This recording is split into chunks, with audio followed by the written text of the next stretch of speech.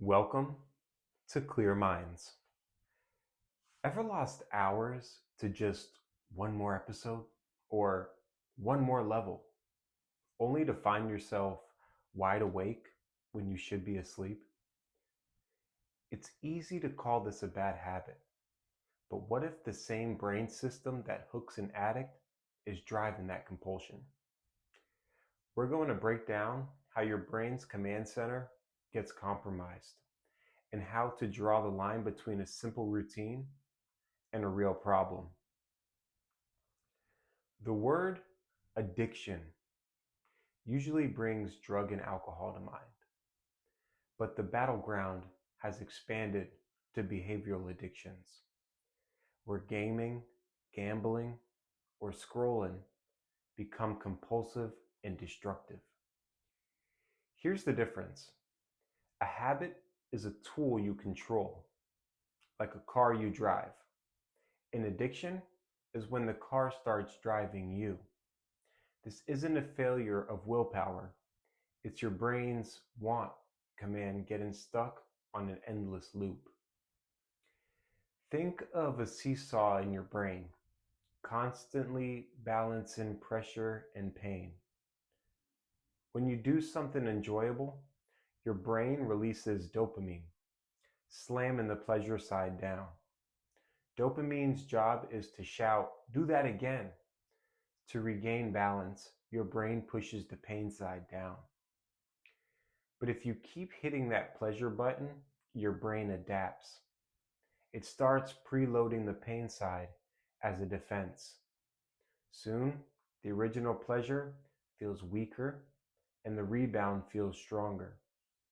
That's tolerance. Now, you're not chasing a high, you're just trying to get back to level ground. Here's the kicker.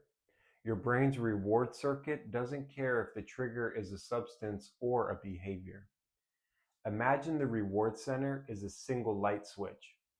It doesn't care if your hand flips it or a drug does. The light turns on all the same. The rush from a win at the poker table or leveling up in a game is the same dopamine payload. That's why gambling disorder is now officially classified as an addiction. Whether it's a needle or notification, it's hitting the exact same switch. So when does a habit cross the line? When you start sidelining everything that matters. Your work, your family, your health. When you try to stop and all you feel is a gnawing anxiety. Think of it like a car engine that's been redlined so long, its idle is now stuck at 5,000 RPM. The shaking isn't a moral failing, it's a mechanical consequence. Those intense cravings aren't a failure of character, they're the logical, biological outcome of a brain just trying to get back to what it now thinks is normal.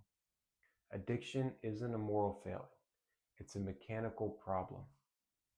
So, what's the game plan? Start with an honest assessment. Is this behavior costing you more than it's giving you?